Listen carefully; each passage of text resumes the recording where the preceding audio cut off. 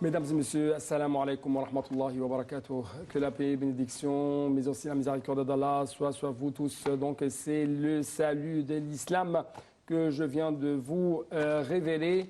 Et toujours nous essayons de saisir cette opportunité très importante, très intéressante pendant ce mois de Rajab où bien sûr s'est déroulé un voyage très distingué. Il s'agit de voyage nocturne et de l'ascension vers le ciel effectuée par le prophète Mohammed, que la paix et bénédiction d'Allah soit sur lui.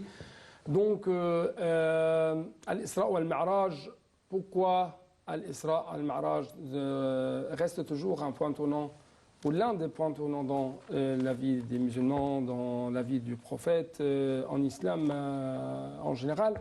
C'est ce qu'on bien sûr, on va savoir pendant cet épisode, mais comme vous avez suivi dans le dernier épisode. Le prophète était donc dans une situation tout à fait critique, tout à fait sérieuse, tout à fait pénible.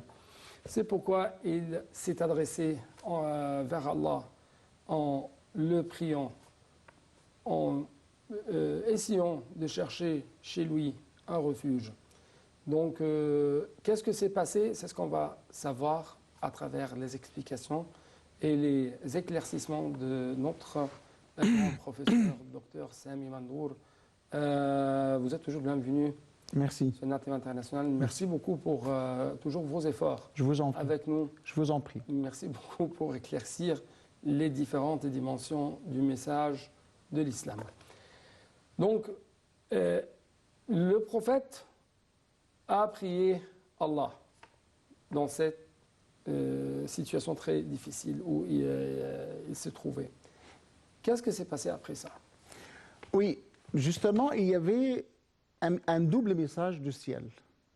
Donc avant même de continuer, nous commençons toujours de dire Alhamdulillah wa salatu wa salam ala sayyidina Rasulillah wa ala alihi wa sahbihi wa man walah rabbi shrah li sadri wa yassir li amri wahlul 'uqdatan min lisani yafqahu qawli. Comme nous avons toujours l'habitude de le dire en commençant notre émission. Ouais. Donc, mais j'ai dit, il y avait un message, un double message. Puisque quand on est dans ce moment difficile et on recourt à Allah subhanahu wa ta'ala, comme l'a déjà dit Allah dans la sourate al-Baqarah, c'est pas dans la sourate al-Baqarah, il y avait وَإِذَا سَأَلَكَ عِبَادِي عَنِّي فَإِنِّي قَرِيبٌ أُجِيبُ دَعْوَةَ الدَّاعِ إِذَا دَعَانِ. Donc si mes serviteurs vous interrogent à propos de moi, dis-leur, je suis proche d'eux. Ouais. Et j'exauce l'invocation de ce que lui m'invoque au moment où il m'invoque. Et donc, et même, vous ne trouvez pas de conjonction. Ouais. Donc, votre Seigneur a dit, ouais. Invoque-moi, tout de suite, immédiatement, j'exauce votre invocation. Il y aura une réponse rapide. Il y aura une réponse rapide, même indirecte. Mais quelquefois, vous trouverez l'exaucement rapide, mais indirect. Puisque vous demandez à Allah quelque chose, donc vous dites, moi, je demande à Allah de guérir mon frère, par exemple. Mais vous trouvez donc la guérison va être en retard. Ouais. Mais c'est un exaucement indirect. Mais il y aura d'autres choses aussi. Puisque peut-être la maladie ne s'aggrave pas.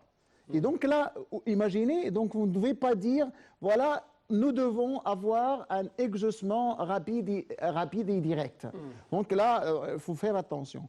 Et donc là, le prophète a invoqué, il y avait tout de suite un exaucement de la prière du prophète sallallahu alayhi wa sallam. Mais dans cet exaucement, il y avait un double message. Puisque le message de soutien et le message du prophète de la miséricorde.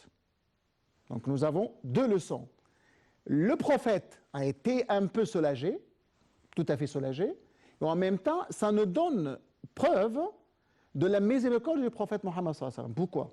Parce que tout de suite, Allah a envoyé l'ange des montagnes au prophète sallallahu alayhi wa sallam. Imaginez la Mecque c'est entre deux grandes montagnes. Ouais. Et donc, si même vous rendez à la Mecque et à la mosquée sacrée de la Mecque, trouvaient que la mosquée sacrée à la Mecque, dans une plaine, dans un lieu trop bas. Donc il y avait comme ça, il y avait les montagnes comme ça. Et donc l'ange a dit au prophète, si vous voulez, Allah m'envoie bien sûr, si vous voulez qu'Allah qu'Allah va écraser la Mecque en essayant de mettre les deux montagnes sur eux, moi je suis là pour le faire. Donc là c'est un soutien de la part d'Allah subhanahu wa ta'ala. Je suis là pour vous soutenir. Mais là, le prophète de la miséricorde, puisque Allah a dit وَمَا أَرْسَلْنَاكَ إِلَّا رَحْمَةً لِلْعَالَمِينَ. Nous t'avons envoyé que comme miséricorde pour tout l'univers, pas seulement pour les musulmans, pas seulement pour les êtres humains, pas seulement pour les êtres vivants, mais aussi pour les objets, pour les êtres inanimés. Donc le prophète est une miséricorde pour tout l'univers en général. La miséricorde du prophète est une miséricorde globale. Est une miséricorde, pas universelle, mais globale, puisque ça englobe tout dans l'univers. Et donc, ce prophète de la miséricorde, s'il a déjà répondu « oui, faites-le », il n'aurait jamais dû être le messager de la miséricorde. Mais il a dit « non ». Mais pourquoi non? C'est par miséricorde.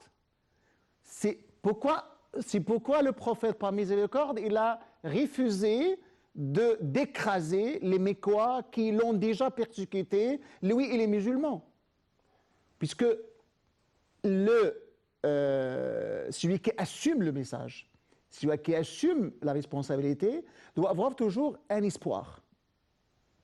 Le prophète nous dit, vous devez avoir toujours un rayon d'espoir. Passer sous amal, comme on le dit. Et donc le prophète espère bien qu'Allah guidera les Mécois. C'est pour cette raison que le prophète a dit, j'espère qu'Allah sortira de leur lombe, c'est-à-dire de aslabihim, de leur lombe, ceux qui l'adorent. Donc imaginez, maintenant il y a l'obscurité totale. Il y a les gens qui entravent le message de l'islam. Il y a des Mécois qui font tout pour empêcher le message de l'islam. Mais je vois quand même les descendants, et non pas les ancêtres. Ouais. Je vois même ici la force de la tolérance, la force de la miséricorde. Oui, c'est ça. La force de l'indulgence. Mais aussi l'espoir. Oui, l'espoir. L'important dans le message de l'espoir. Le prophète espère toujours, en Allah bien sûr, mais espère qu'Allah subhanahu wa ta'ala va guider ces gens-là. Et quand même l'espoir du prophète va se réaliser bien sûr, puisqu'il y avait beaucoup des descendants de ces gens-là qui ont, vous parlez d'Abu Jahl, par exemple. Abu Jahl, il a son frère Ikrima. Et vous allez à Ikrim ibn Abu Jahl qui va se convertir à l'islam au moment de la victoire de la Mecque, juste après la victoire de la Mecque. Et donc, de la lombe d'Abu Jahl, il y aura Ikrim qui va même se convertir à l'islam et qui va même soutenir l'islam. Et qui va même combattre pour la cause de l'islam. Et ainsi de suite, vous avez beaucoup d'autres exemples. Pour cette raison, le prophète a dit non. C'est pas comme, par exemple, comme le prophète Moïse qui a dit non. Donc il a demandé à Allah de périr, de périr tous les habitants de la terre, les incroyants. Mais le prophète a dit non, peut-être à partir de cette incroyance, à partir de cette obscurité, il y aura la lumière. À partir de cette incroyance, il y aura la croyance. À partir de cette déviation illégalement, il y avait la guidance. Et donc, c'est ce que le prophète nous donne comme leçon dans ce moment pénible. Soyez sûr qu'après la pluie, il y a le beau temps. Après la pluie, il y a le beau temps. Et le printemps. Et le printemps, bien sûr. Oui. Donc, avant de vous laisser le temps pour parler un peu de souffle. Prendre de souffle. Vous donner bien sûr un peu de souffle en visitant cette mosquée sacrée. Il s'agit de la mosquée Al-Aqsa en Palestine.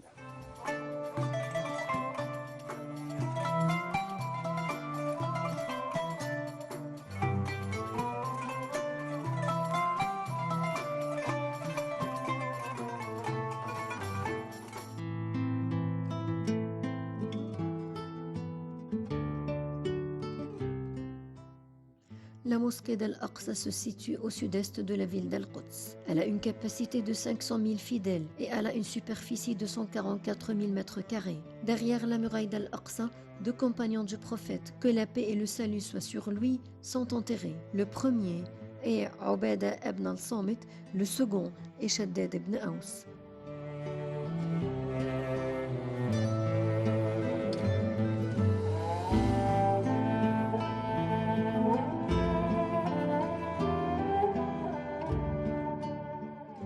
La mosquée d'Al-Aqsa est considérée comme le 3e lieu saint pour les musulmans.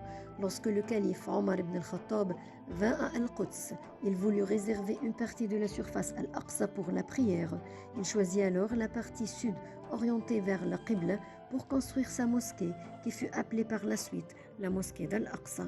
Cette mosquée était la première Qibla des musulmans avant que Dieu ordonne à son prophète de changer la Qibla à la Mecque.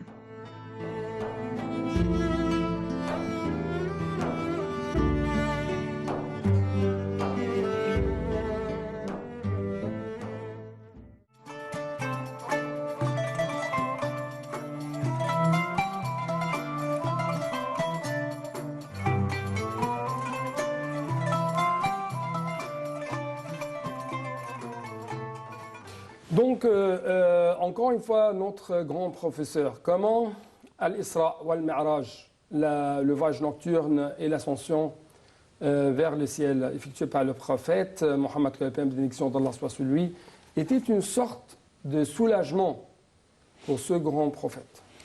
Oui, effectivement, comme vous l'avez déjà commencé à dire, nous avons essayé de faire le lien entre le soulagement et les difficultés. Oui. Puisque le prophète sallallahu alayhi wa sallam a vécu une épreuve difficile à ce moment-là, puisque nous avons déjà dit que cette année où a eu lieu le voyage nocturne de l'ascension du prophète, on l'a appelé dans l'histoire de l'islam l'année de tristesse, l'année du chagrin. Pourquoi? Parce que nous avons déjà dit, le prophète a perdu son oncle, qui est le soutien matériel, puisqu'il il soutient toujours le prophète contre les Mécois, et en même temps le soutien moral, le soutien intérieur, qui est Khadija radiyallahu anha. En plus, il y avait les persécutions. Vous savez, avant même, il y avait le boycott. Il y avait le prophète et les musulmans et Bani Hashim en général ont été boycottés. C'est ce qu'on appelle le blocus. Blocus purement économique. Donc on a déjà mis tous les Hachimites et tous les musulmans dans ce qu'on appelle ravin de Abi Talib. Et donc vous devez là 3 ans de blocus. 3 ans. 3 ans de blocus. Il n'y avait pas ni mariage, ni échange économique, ni rien du tout. Et donc là, on a commencé même à manger des feuilles de l'arbre. Et donc, ce sont des moments difficiles, des persécutions, des tortures. Les musulmans, les Mécois ont subi, les musulmans et le prophète, à des épreuves difficiles, à des persécutions et des tortures. Et donc, celui qui est chargé d'appeler à Allah subhanahu wa ta'ala, il doit rencontrer ces difficultés et ces épreuves. Donc, il ne doit jamais être soumis. Il doit toujours chercher des solutions. Donc, ça vient après. C'est un point très important. Donc, d'après vous, dans les crises, dans les moments... Il faut chercher des solutions. Difficiles, on ne doit pas se suicider. Non, jamais du tout. Il faut toujours se chercher reculer. des solutions. Chercher quoi? Des solutions, Vraiment. oui. C'est ça Même- notre même dans- religion, même nous dans- nous encourage Même à dans la chercher- gestion des affaires étatiques. Ouais. Qu'est-ce qu'on fait quand il y a une crise? Ouais. Qu'est-ce qu'on fait? On fait ce qu'on appelle, il faut créer une cellule de crise. Ouais. Khaliyat azma, comme on le dit. Et donc, quand il y a une crise, on doit chercher à comment s'en sortir. Ouais. Et donc, le prophète est dans un moment difficile. Qu'est-ce qu'il doit faire? Je parle avant même le voyage nocturne. Le prophète a essayé de trouver une issue. Qu'est-ce qu'il a fait? Donc, il a quitté la Mecque. Il a quitté la Mecque vers ce qu'on appelle Taif. Ouais. Taif se trouve presque à 40 km de la Mecque. En imaginant, en croyant qu'à Taif, il doit trouver un soutien, il doit trouver des gens qui doivent entendre le message et croire en le message du prophète Mohammed sallallahu alayhi wa sallam. Mais l'expérience était dure et pénible aussi. Puisque ces gens-là ont rencontré le prophète par les pierres, Ouais. non pas par les fleurs. Ouais. Et donc le prophète a subi aussi une grande épreuve à Taif, C'était un accueil sanglant. un accueil sanglant. Ensanglanté plutôt. Oui, bien sûr, même les cheveux du prophète a été sanglanté. Et donc là, ça commence, là, tout est obscur. Maintenant, on est dans un moment obscur Ouais. pour le prophète sallallahu alayhi wa sallam. Et donc, quand on est dans ce moment pénible, et dans ce moment obscur, qu'est-ce que nous devons faire? Nous, les musulmans, nous, les croyants. Dans cette Qu'il faiblesse est- humaine ouais, où qu'il est le dernier l'être issue. humain est sur le C'est quoi bord la de dernière l'effondrement. issue? Comment s'en Ouais, sortir? sur le bord de l'effondrement. Oui, Et même ça nous rappelle bien oui. cette scène dans laquelle notre prophète Oui, Moïse, c'est justement ça. Oui, Moïse se trouve devant la mer oui. avec Bani Israël ou C'est la même chose. les enfants de C'est la même chose. Il y a le d'Israël. pharaon qui est Et le pharaon derrière, derrière. et il y a la mer. Donc, c'est le Et donc focus. là, Et ça, c'est ça. le moment où la mer doit se fondre. Ouais. Et au milieu de la mer, il y avait la mer devient deux montagnes en Ouais. même temps. Il y avait un chemin à Ouais. tracer entre les deux montagnes Ouais. pour Moïse et ses adeptes. Ouais. Et ensuite, une fois Moïse est allé au bord, la mer revient Ouais. à son premier Il état. a dit, je crois, dans l'une des sourates Ouais. du Coran, قال كلا إن Inna ma'i rabbi sayahdin. سيهدين. Oui. Oui, puisqu'il y a toujours ma'iyatullah. Oui. C'est-à-dire, si vous croyez bien en tant que croyant, si vous croyez bien que Allah est là, qu'Allah vous observe et qu'Allah vous soutient, donc Allah vous soutiendra. Oui. C'est pour cette raison, là, dans notre cas, le cas du prophète Mohammed sallallahu alayhi wa sallam, le prophète c'est assis, Est bloqué. Bloqué. Mais il n'a pas perdu la mais confiance. il n'a pas... Allah. Oui, C'est son créateur. il n'a jamais perdu confiance. Il Ouais. n'a jamais perdu C'est confiance. la même chose pour notre prophète encore, Moïse. C'est la même chose. C'est la même chose pour tous les prophètes, Ouais. Ouais. effectivement. Il cherche toujours refuge. C'est pour cette raison Allah. on les appelait Ulul Azmi. Ouais. Ulul Azmi min ar-rusul. On a comme une information. Ulul Azmi min ar-rusul, ce sont cinq messagers. Min ar-rusul. Parce Ouais. qu'il y a quand même une différence entre prophète et messager. Et donc les 5 messagers doués de fermeté, de patience dans l'accomplissement de leur message, sont 5. On parle de Abraham, Moïse, Jésus et Mohammed sallallahu alayhi wa sallam. Sallallahu alayhi wa sallam. Donc ce sont et Nuh.